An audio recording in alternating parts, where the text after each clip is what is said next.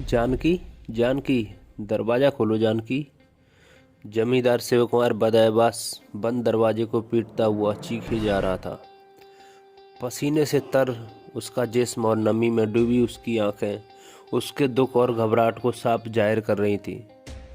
30 वर्षीय शिवकुमार बीते हुए एक प्रहर से पहले खुद को बहुत खुशनसीब और दुनिया का सबसे खुश इंसान समझ रहा था, मगर कुछ ही देर बाद वक्त ने ऐसी करवट ली कि उसे अपना घर संसार तूफान में घिरे तिनकों की तरह नजर आने लगा।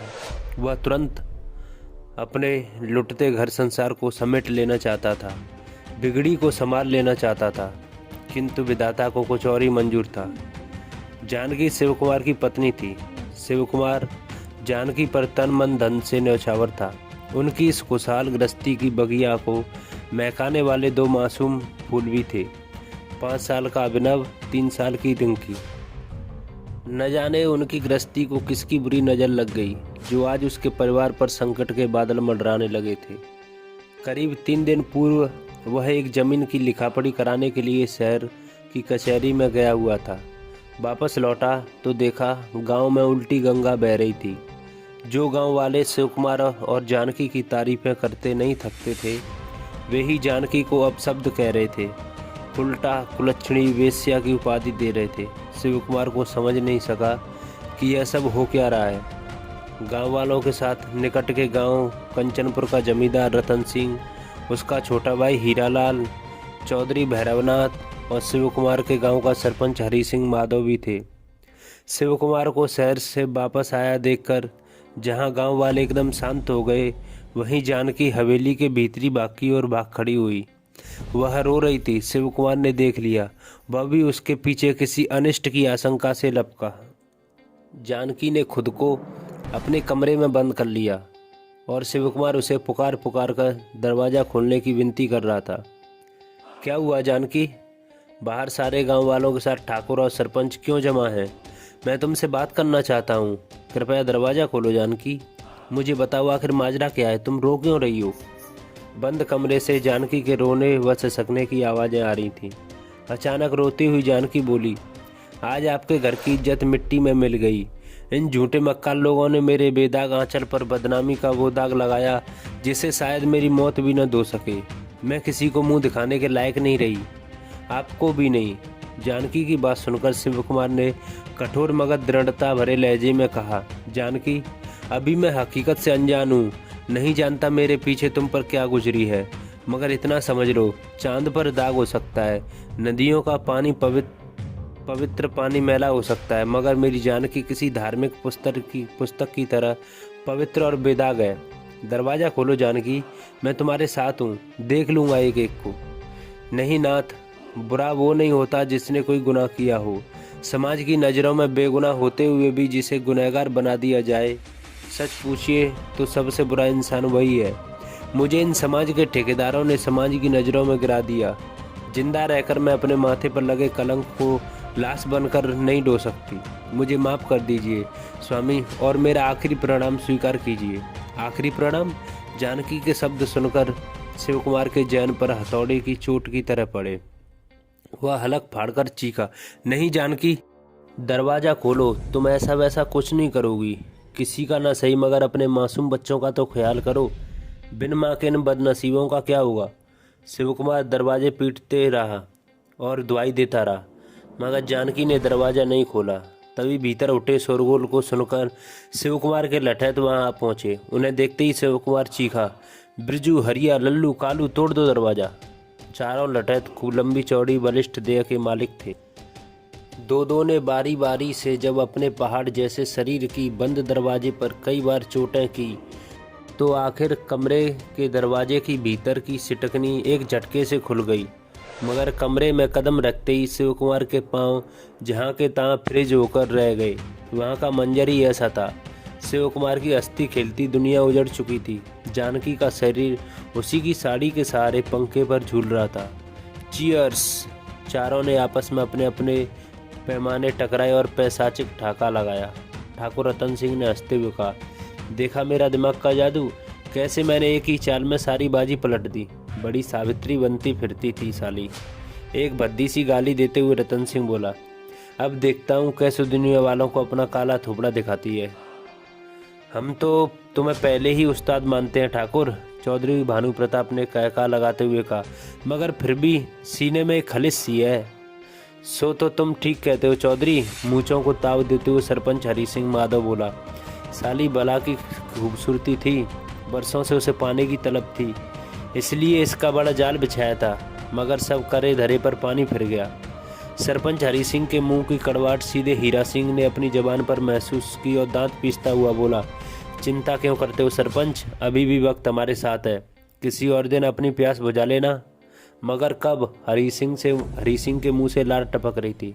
बहुत जल्द, कहने के साथ हरी सिंह ने अपने गिलास होठों से सिटा लिया। नजर लागी हिच राजा तोरे बंगले हिच, गाना गाता हुआ सरपंच हरी सिंह माधव कंचनपुर से खेतों की पगडंडी पर चलता हुआ अपने गांव चंदनपुर की तरफ आ रहा था। ठाकुर रतन सिंह की हवेली पर उसने कुछ ज़्यादा ही पी ली थी। आखिर मुफ्त का माल मुफ्तखोर कैसे छोड़ता। नशे की धुन में हरी सिंह पाँव कहीं रखता और पड़ता कहीं। अचानक हरी सिंह के पाँव में जोर से ठोकर लगी और वह मुंह के बल जा गिरा। धत तेरे की, आह साली, न पियो तो पास बुलाती और पियो तो खटाक गाड़ी की तरह झटके मारती है। बड़बड़ाते हुए हरी सिंह उठने की कोशिश की और उठ गया, फिर लड़खड़ाता मिट्टी के लथपथ अपने घर की तरफ चलने लगा। तभी छनन छनन घुंघरूओं का मधुर स्वर उसके कान में टकराया। हरी सिंह वहां रुककर पुनः उस आवाज़ को सुनने का प्रयास करने लगा जो उसने सुनी थी, मगर चारों रात का पैना सन्नाटा फैला था। वातावरण में झींगरों का शोर जरूर उसके कानों में भिनभिना रहा था। उसने सोचा, लगता है ज़रूरत से ज़्यादा ही हो गई है, मगर जैसे ही उसने चलने के लिए कदम बढ़ाया, उसी पल उसे फिर से घुंघरूओं का स्वर सुनाई दिया। उसने तुरंत चारों तरफ देखा, पर समझ नहीं सका कि उसके कानों का धोखा है या फिर हकीकत। कहीं कोई नहीं था। हरी सिंह सिर झटक कर आगे बढ़ गया। कुछ दूर जाते ही उसे पुनः घुंघरूओं की आवाज़ सुनाई दी। वह चौंक कर ठिठक गया, परंतु इस बार वह आवाज़ लगातार आती रही। ऐसा लग रहा था जैसे कोई घुंघरू पाँव में बांधकर चल रहा हो। हरी सिंह माधव ने आवाज़ की दिशा में देखा। कुछ आगे चलकर दाईं ओर एक मोड़ था, वहाँ एक कुआं था। आवाज़ उधर से ही आ रही थी। कौतूहल से भरा हरी सिंह माधव आवाज़ की दिशा में बढ़ता चला गया। उसने देखा कि कुएं के करीब घाघरा चोली पहने एक औरत खड़ी है। उस औरत ने लंबा घूंघट किया हुआ था। चांद की चांदनी में उस औरत की आकृति को देखते ही माधव समझ गया कि वह औरत जवान है। शराब के नशे ने उसे इतना भी सोचने का मौका नहीं दिया कि आधी रात के वक्त सुनसान जगह पर वह शबाब आया कहाँ से। जवान औरतें सरपंच हरी सिंह माधव की कमजोरी थीं। सुनसान जगह पर एक अकेली औरत को देखते ही उसका मन मचल उठा। उसने उस औरत पर अपना प्रभाव जमाने के लिए कड़कदार आवाज़ में कहा, ऐ कौन है इधर? मर्दाना आवाज़ सुनते ही वो औरत चौंकी और अपने आप में सिमट सी गई, परंतु कोई उत्तर नहीं दिया। औरत को सिमटते देख हरी सिंह की हिम्मत बढ़ गई। उसने करीब आते हुए फिर से पूछा, मैं पूछता हूँ कौन हो तुम? वह उसके करीब आ चुका था। जी सहमी औरत के मुंह से इसके अलावा कुछ न निकला। वह अपने दोनों हाथ बेचैनी से मसल रही थी। उसकी बेबसी और दहशत को देखते हुए हरी सिंह ने आगे बढ़कर उस औरत के सिर से चुनरी खींच ली, मगर अगले ही क्षण हरी सिंह चीखता हुआ पीछे हट गया। उसका जिस्म अंधड़ में फंसे हुए पत्ते की भांति कांप रहा था। आंखें विस्मय से बाहर को उबल आई थी। मुंह भाड़ की तरह खुला रह गया था। शरीर की मसामों में एक साथ ढेर सारा पसीना उगलकर उसे सिर से पांव तक सराबोर कर रहा था। वास्तव में उसकी आंखों के सामने का मंजर बेहद डरावना था। रगों में खून जमा देने की हद तक भयावह। उसके सामने बेहद खूबसूरत जिस्म वाली युवती खड़ी थी, जिसे वह चुनरी उतारते ही पहचान गया। वह जानकी थी, मगर हरी सिंह के चुनरी उतारते ही जानकी का सिर उसके धड़ पर किसी लट्टू की भांति घूमने लगा, जिसके कारण उसके लंबे काले बाल पंखे की पंखुड़ी की तरह घूमने लगे। कुछ पलों तक हरी सिंह उसी अवस्था में खड़ा रहा। उसका नशा कपूर की तरह उड़ चुका था। सामने खड़ी खतरनाक बला के दर्शनों ने उसके जैसे जाम कर दिया हो, मगर कुछ देर बाद उसके जहन में सजग होकर उसे चेताया। हरी सिंह धीरे धीरे पीछे कदम सरकाने लगा। उसी क्षण रुक जाओ हरी सिंह, आवाज़ क्या मादा भेड़िए सी गुर्राहट थी। हरी सिंह पुनः बर्फ की तरह जम हो गया। बड़ी कठिनाई से थूक सटकते हुए उसने पूछा, कौन हो तुम? पहचाना नहीं मुझे? उस औरत ने कहा। हरी सिंह ने तुरंत इनकार में गर्दन हिला दी। क्या? जानकी का प्रेत चौंका, घूमती गर्दन जहाँ की तहाँ ठहर गई। मुझे नहीं पहचाना हरामजादे? मैं जिसे तूने और तेरे साथियों ने किसी को मुंह दिखाने लायक नहीं छोड़ा। ध्यान से देख, मैं वही जानकी हूँ। जानकी? हरी सिंह चीख पड़ा।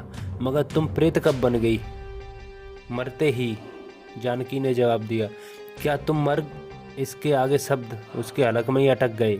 अब तेरी बारी है कमीने। हरी सिंह इतना सुनते ही पलट गया, मगर तभी उसके गले से कुछ आ लिपटा। हरी सिंह ने देखा उसके गले में बाल लिपटे थे जो पल प्रतिपल उसके गले पर कसते जा रहे थे। बालों की कैद से खुद को छुटाने की कोशिश करता हरी सिंह अनायास ही पलट गया। जानकी का प्रेत कुएं के पास ही खड़ा था, मगर उसके बाल इतने लंबे हो गए थे कि वहां से दूर खड़े हरी सिंह की गर्दन में जा लिपटे। हरी सिंह का दम घुटने लगा। वह हाथ जोड़कर गिड़गिड़ाया, मुझे छोड़ दो। हा हा हा हा। जानकी की तड़पती आत्मा ने जोरदार ठहाका लगाया और विषैले स्वर में गुर्राई, मैंने भी तुझसे यही कहा था सरपंच। जब तूने अपनी हवस मिटाने के लिए मुझे मेरे बालों से पकड़ा था, तब तूने यही कहा था कि मेरे बाल तुझे इतने पसंद हैं कि इनकी छाँव में अगर तुझे मौत भी आ जाए तो तू हंसता हंसता अपनी जान दे देगा। अब मैं तेरी वही इच्छा पूरी करने जा रही हूँ, ले मर। जानकी की आत्मा ने अपने बाल एक हाथ से पकड़कर अपना वह हाथ इतना लंबा कर दिया कि बालों की गिरफ्त में फंसा हरी सिंह धरती से ऊंचा उठ गया। ठाकुर साहब गजब हो गया। हाँफता हाँफता चौधरी भानु प्रताप अपनी हवेली के बरामदे में झूले पर बैठे रतन सिंह के निकट आ पहुंचा। उसकी सांसें धौंकनी की भांति तेज चल रही थी, मानो वह मीलों लंबी दौड़ लगाकर आया हो। इतने घबराए हुए क्यों हो चौधरी? रतन सिंह ने झूला रोककर लापरवाही भरे अंदाज में पूछा। ठाकुर साहब, चौधरी राजदाना अंदाज में धीरे से बोला, कल दोपहर बाद जानकी ने फांसी खाकर आत्महत्या कर ली। क्या? रतन सिंह चौंका। चलो सही हुआ। चौधरी को घबराया हुआ आता देखकर हीरा सिंह ने भी रतन सिंह के पास आकर खड़ा हो गया। चौधरी की बात सुनकर उसी ने कहा, उसके मर जाने से वह राज हमेशा हमेशा के लिए दफन हो गया जो हमें बदनाम कर सकता था।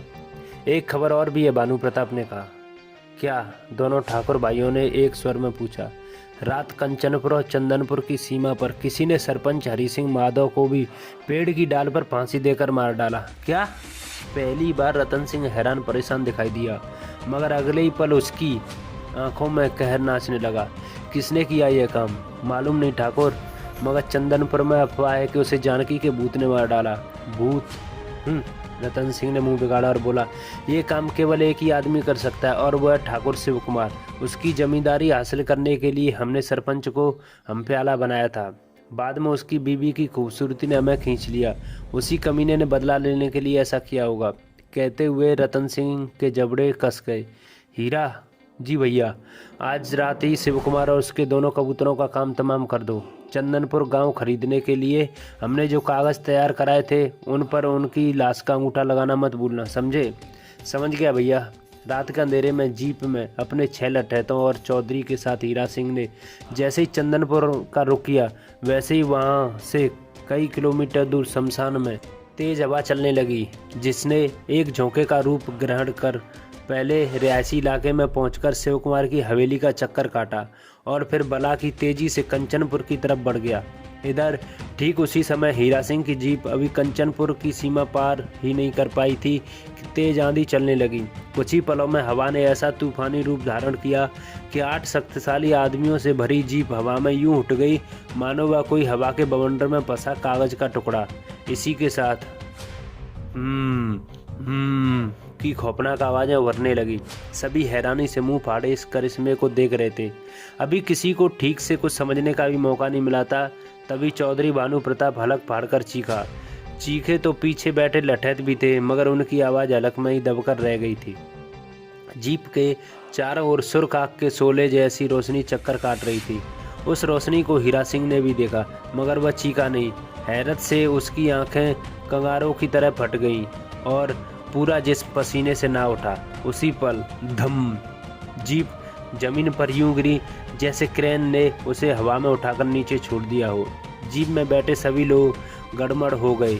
एक दो बाहर भी गिरे, जीप से नीचे गिरे लोग उठकर भाग निकले, लेकिन जीप में बैठे लोगों को इतना मौका नहीं मिला, क्योंकि जमीन पर गिरने के कुछ पल बाद ही जीप में एक भारी विस्फोट हो गया, जैसे उसके फ्यूल टैंक में चिंगारी डाल दी हो। जीप से जान बचाकर भाग निकले लठैतों ने जब वापस आकर ठाकुर रतन सिंह को रास्ते में घटी भूथा घटना के बारे में बताया तो ठाकुर व उसके परिवार के होश उड़ गए। ठाकुरान ने अपने पति व बच्चों की रक्षा के लिए पूजा घर में रखी भगवान की छोटी छोटी मूर्तियां उनके हाथ में थमा दी।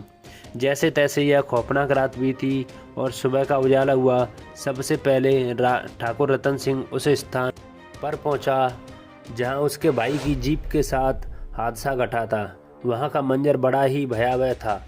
आग में भस्म होकर बचे जीप के ढांचे के आसपास इंसानी जिस्मों के अर्ध जले अंग बिखरे पड़े थे। उन्हीं में उसके भाई हीरा सिंह का हाथ भी था।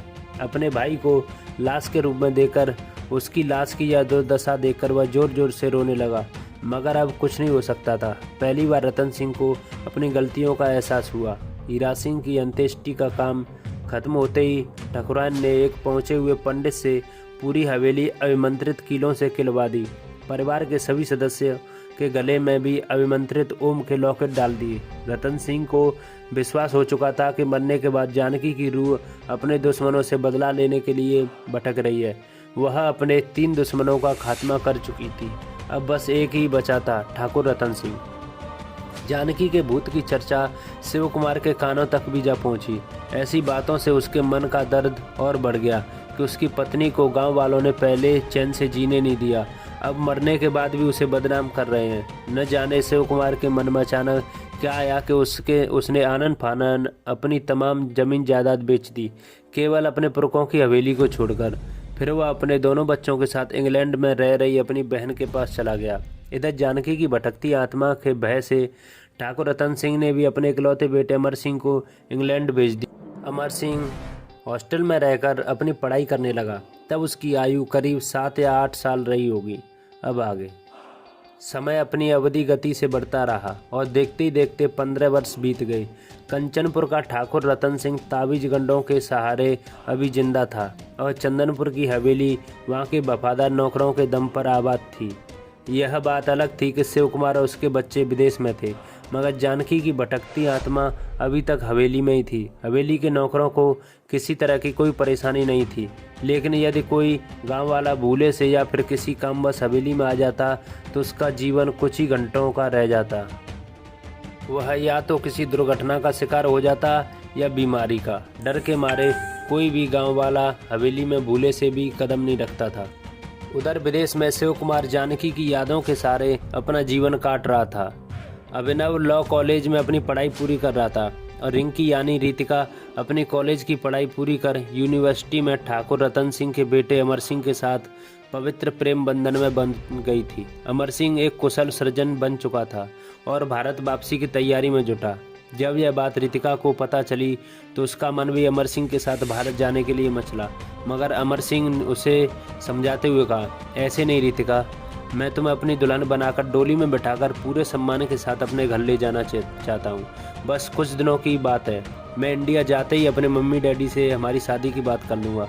मेरे माता पिता मुझे बहुत चाहते हैं, मेरी पसंद उनकी पसंद। Don't worry Ritika. कुछ दिन बाद हम दोनों। कहते कहते उसकी आंखों में शरारत उभर आई। उसकी आंखों में उभरे भावों को परखकर उसका हाथ थामे खड़ी रितिका उसके सीने से लगकर रो पड़ी। कुछ देर बाद अमर सिंह हवाई जहाज द्वारा भारत की ओर चल पड़ा। तेज हवा के तूफान और बेमौसम बरसात ने सड़कों की हालत खराब कर दी थी। अचानक एक कार झटके से रुकी। कार क्यों रोक दी ड्राइवर? पिछली सीट पर बैठे अमर सिंह ने पूछा। वह हवाई अड्डे से किराए की कार में अपने गांव जा रहा था।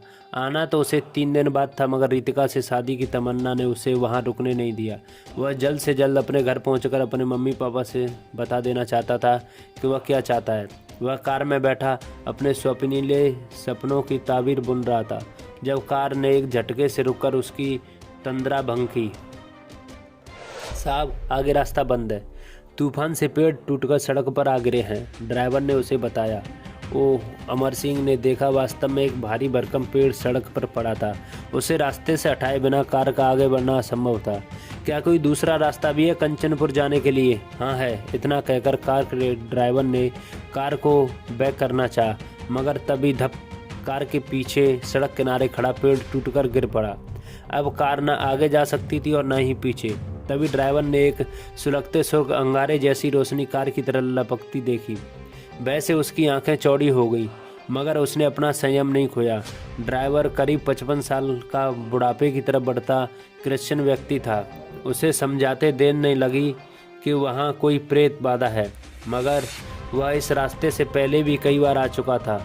आज पहली बार ऐसा हादसा पेश आ रहा था।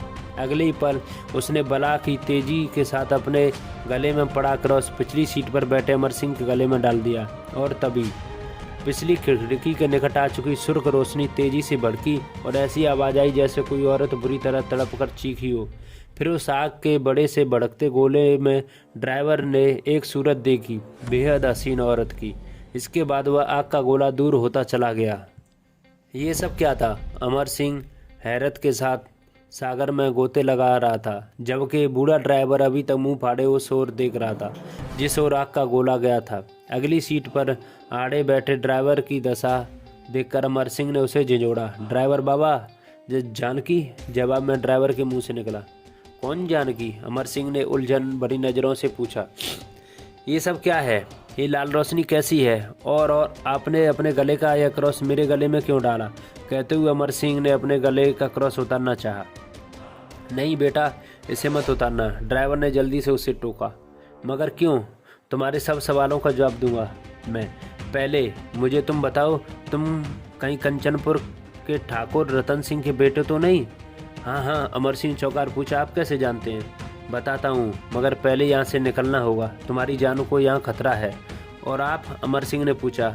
आपको क्या कोई खतरा नहीं? मेरा क्या है बेटा, मेरा इस दुनिया में कोई नहीं। वैसे भी उम्र के उस पड़ाव को पार करने वाला हूँ जिसके बाद इंसान बेबसी भरी जिंदगी काटता है। तुम्हारे सामने अभी सारा जीवन पड़ा है। पहले नहीं जानता था, मगर अब जानता हूँ। तुम भी अपने बाप की जाति दुश्मनी की जद में आ चुके हो। कैसी जाति दुश्मनी? तभी ड्राइवर ने कार स्टार्ट कर साइड की कच्ची सड़क पर उतार दी और ऊबड़ खाबड़ रास्ते को पार कर पुनः पक्की सड़क पर आ गया। कुछ ही दूर से भवानी का मंदिर था। ड्राइवर अमर सिंह को लेकर उसी मंदिर में जा पहुंचा और बोला, यहाँ तुम पूरी तरह महफूज हो। यहाँ जानकी की आत्मा तुम्हारा कुछ नहीं बिगाड़ सकती। भूत? अमर सिंह बहुत तेज हंसा, यहाँ तक कि उसकी आंखों में आंसू भी झलक आए। फिर खुद को संभालता हुआ बोला, आप भी कैसी बात कर रहे हैं बाबा? 21वीं सदी में इस आधुनिक वैज्ञानिक युग में आज भी अंधविश्वास जिंदा है। मैं हैरान हूँ। तुम अभी विदेश से लौटे हो बेटा, तुम्हें देखकर ही लग रहा है कि तुम बहुत पढ़े लिखे हो। भूत प्रेत पर तुम्हारा अविश्वास कोई हैरानी की बात नहीं है। ड्राइवर ने गहरी सांस लेकर कहा। अच्छा यह बताओ, वह जो सुर्ख आग के गोले जैसी चीज़ थी वह क्या थी? वह क्रॉस तुम्हारे गले में डालते ही क्यों दूर होती चली गई? वह औरत की दर्दनाक चीख, वो पेड़ों का गिरकर तुम्हारी राह रोकना, वह सब क्या था? मौसम की गड़बड़ी? अमर सिंह ने शांत स्वर में कहा। अभी बहुत कुछ ऐसा बाकी है जो वैज्ञानिकों की खोज से अभी दूर है, मगर जल्दी उनकी पकड़ में होगा। एकाएक अमर सिंह को कुछ याद आया और बोला, अच्छा बाबा, अब आप मुझे बताइए कि उस प्रेत ने क्रॉस की वजह से मुझे तो छोड़ दिया, मगर आपको क्यों नहीं मारा? अमर सिंह के स्वर में व्यंग भरा आया था, क्योंकि वह जानकी का भूत था। फिर जानकी? अमर सिंह झुंझला उठा। ये जानकी कौन है और मेरा उससे क्या वास्ता है? वास्ता? बहुत गहरा वास्ता है। ड्राइवर की आंखें शून्य में जा टिकी। फिर वह बोला, सुनो अमर सिंह, तुम्हारी जानकी से क्या वास्ता है? जानकी का पति शिव कुमार चंदनपुर का जमींदार था। मैं अपनी बात शुरू करने से पहले तुम्हें यह बता देना चाहता हूँ कि तुम अपने पिता से व्यवहार में एकदम जुदा हो। तुम पूरब हो और वह पश्चिम। तुम्हारे पिता और चाचा पक्के अय्याश, शराबी और मक्कार थे। बाबा? अमर सिंह चीख पड़ा। वह दांत के टकटाता हुआ बोला, अब आपने अपनी जुबान से एक पर लफ्ज भी मेरे पिता के खिलाफ।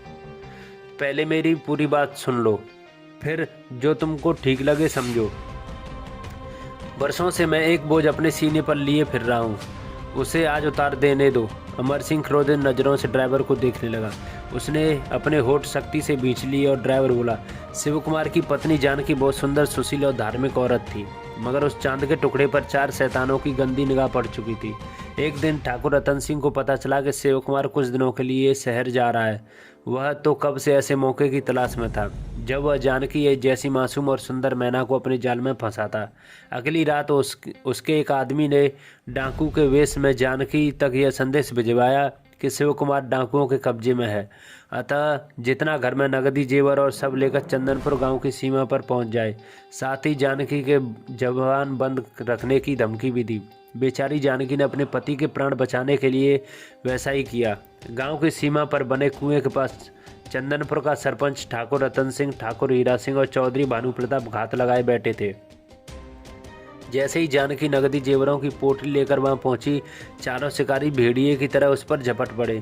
वह बेचारी उनके चंगुल से निकलने के लिए तड़प रही थी, रहम की भीख मांग रही थी, मगर उन जालिमों का हवस का शैतान सवार था। तभी अचानक वहां कंचनपुर गांव का एक 40 वर्षीय ग्रामीण जोजप आ गया।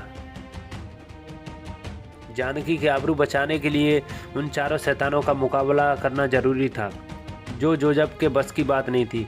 आखिर उसने तरकीब से काम लिया और निकट के एक मिर्ची के खेत से सूखे पौधे उखाड़कर कुएं की आड़ में जा पहुंचा। जैसे ही उसने मिर्ची की झाड़ियों में दिया सलाई दिखाई, सूखी झाड़ियों ने आग पकड़ ली। झाड़ियों को उसने पहले ही बांध दिया था। वह काफ़ी बड़ा ढेर था। शराब और शबाब के नशे में चूर उन दरिंदों का ध्यान रात के अंधेरे में किसी की वहाँ मौजूदगी पर नहीं गया, मगर जब मिर्चों की धधक से उनकी सांसों को बेकाबू हुआ तो वे जानकी को छोड़कर जल रही झाड़ियों की तरफ झपटे। जोजप को इस पल का इंतजार था। वह पहले ही कुएं के पीछे से निकल उधर बढ़ चुका था। वहां जानकी अपने फटे कपड़ों को हथेलियों से छुपाने का प्रयास करती रो रही थी। जोजप ने झपट कर जानकी के मुंह पर हाथ रखा और उसे उठाकर करीब ही बने एक बड़े से गड्ढे में जा पहुंचा। जानकी बहुत भयभीत थी, मगर जब जोजप ने उसे अपना परिचय देकर चुप रहने को कहा तो वह कुछ आश्वस्त नजर आने लगी। उधर जानकी को गायब देखकर चारों शैतान उसकी खोज करने लगे। करीब 1 घंटे बाद उनके जाने पर जोजप जानकी को उसके घर पर छोड़ आया। जानकी ने अपनी आबरू तो बचा ली, मगर बदनामी न रोक सकी। ठाकुर रतन सिंह और उसके साथियों ने जब यह गांव वालों के सामने जानकी से मिले नगदी जेवर की पोटली रखकर यह सिद्ध कर दिया कि जानकी रात उसके साथ कहीं दूर भाग जाना चाहती थी, मगर रतन सिंह नहीं माना। इस पर जानकी उसे धमकी देकर वापस चली गई। उसे कहीं मुंह दिखाने लायक नहीं छोड़ेगी। कहेगी कि ठाकुर और उसके भाई व 2 साथी उसकी इज्जत लूटना चाहते थे। कहने नकदी से भरी पोटली को देखकर गाँव वालों को विश्वास आ गया कि जानकी बदचलन औरत है, मगर जानकी यह सदमा बर्दाश्त न कर सकी और उसने खुद को फांसी लगाकर आत्महत्या कर ली। सरपंच चौधरी और छोटे ठाकुर को जानकी का प्रेत खत्म कर चुका है, मगर रतन सिंह अपने गंडे तावीजों के दम पर अभी तक जिंदा है। इधर जानकी की रूह अपना इंतकाम पूरा करने के लिए तड़प रही है। उसे लांछित करने वाला एक भी गाँव वाला जानकी की हवेली में कदम नहीं रख सकता।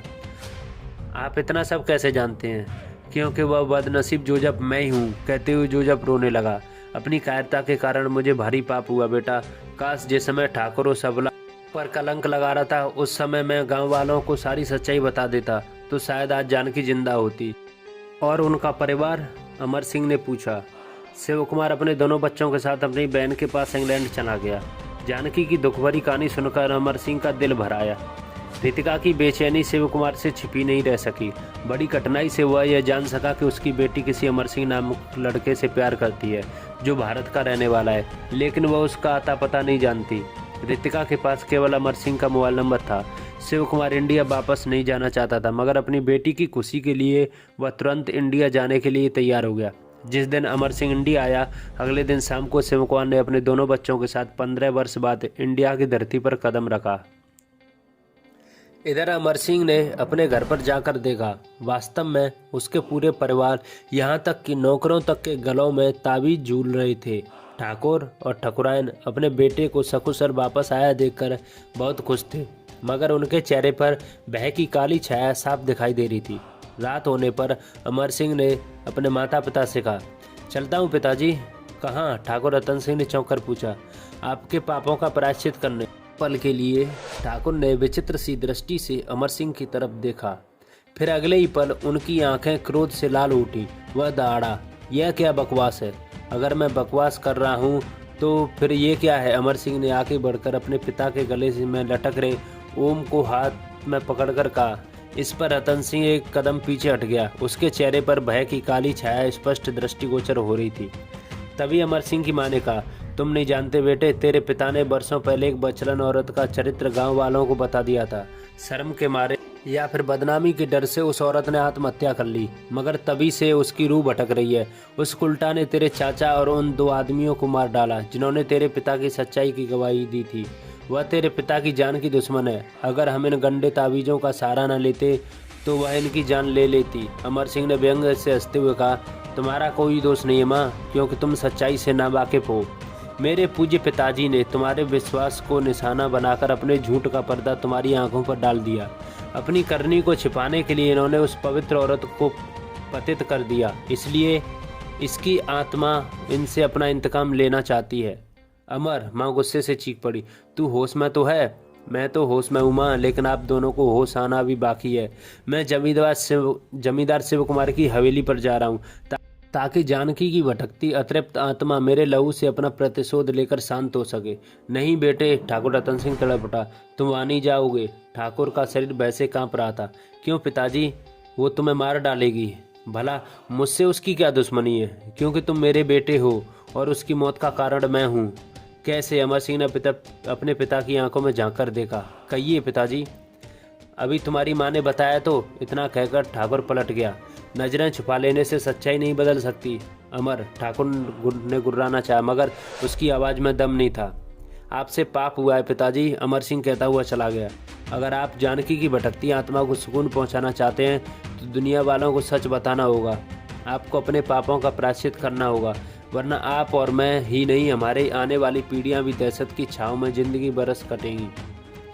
जानकी की भटकती रूह किसी को भी चैन से जीने नहीं देगी। ठाकुरान अपने पति के चेहरे को उलझन भरी नज़रों से देख रही थी।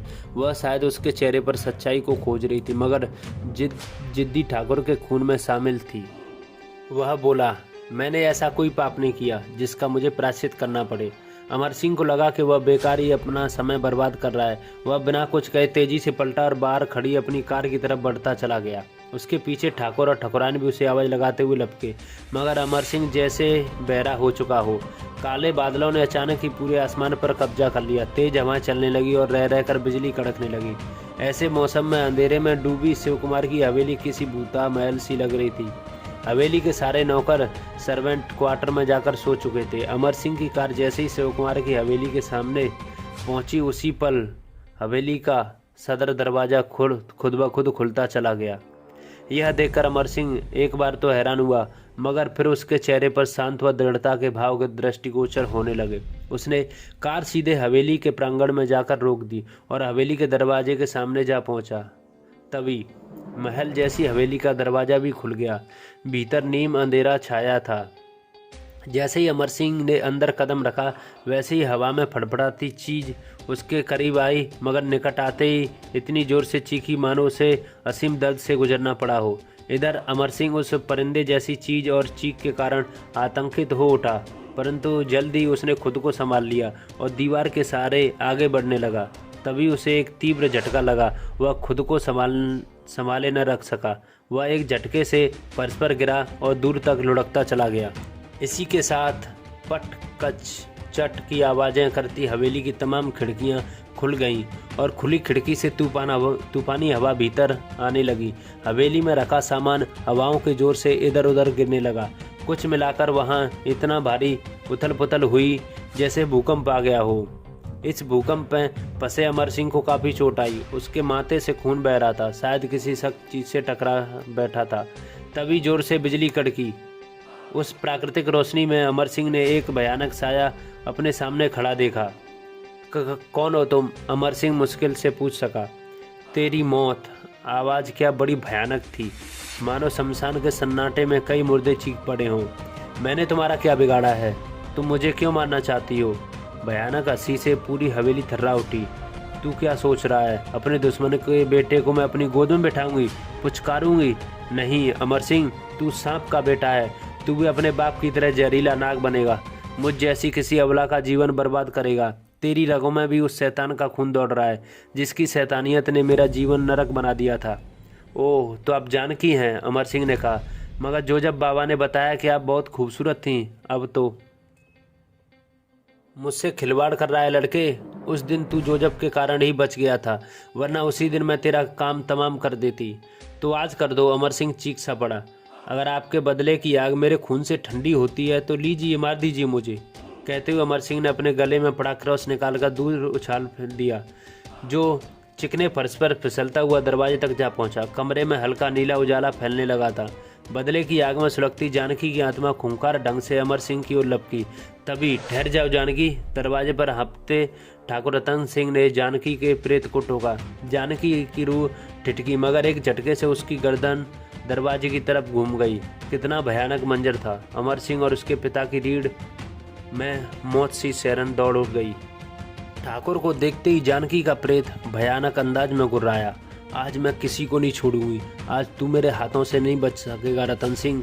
रतन सिंह ने अपने गले में पड़े ओम को मुट्ठी में कस रखा था, मगर अचानक वह चीख पड़ा और अपनी मुट्ठी में पकड़े सांप को दूर उछाल दिया। जानकी के प्रेत ने उसे दृष्टि भ्रम कर दिया। ठाकुर को ओम सांप नजर आ रहा था। हा हा हा। जानकी की रूह ने ठाका लगाया। अपना रक्षा कवच खुद ही फेंक दिया ठाकुर। कहते हुए जानकी की रूह ने अपने लंबे नाखून वाली विभत्स उंगली सीधी ठाकुर की तरफ उठा दी। हवा में उड़ता हुआ ठाकुर कमरे के बीचों बीच आ गिरा। पिताजी। अमर सिंह लपक कर ठाकुर के पास पहुंचा। आप यहाँ क्यों आ गए पिताजी? तू तो यहाँ अपनी जान देने आ पहुंचा था। अब मैं तुम दोनों में से किसी को नहीं छोड़ूंगा। जानकी का प्रेत उनकी तरफ लपका। तुम्हारी दुश्मनी मुझसे है जानकी। मेरे बेटे को यहाँ से जाने दो। इसका कोई दोष नहीं है। मैं तुम्हारे मौत की वजह हूँ। मैंने अपनी वासना में अंधे होकर तुम पर झूठा इल्जाम लगाया था। मैं तुम्हारा अपराधी हूँ। तुम मुझे जो चाहो सजा दे सकती हो। मेरे बच्चों का भी तो कोई दोष नहीं था ठाकुर। फिर क्यों तुमने उन्हें बिना माँ के जीने को मजबूर किया? जानकी का प्रेत पीड़ा से छटपटाया हुआ गुर्राया। मरने के लिए तैयार हो जाओ दोनों। आज मेरे इंतकाम की आखिरी रात है। बरसों का इंतजार किया है मैंने।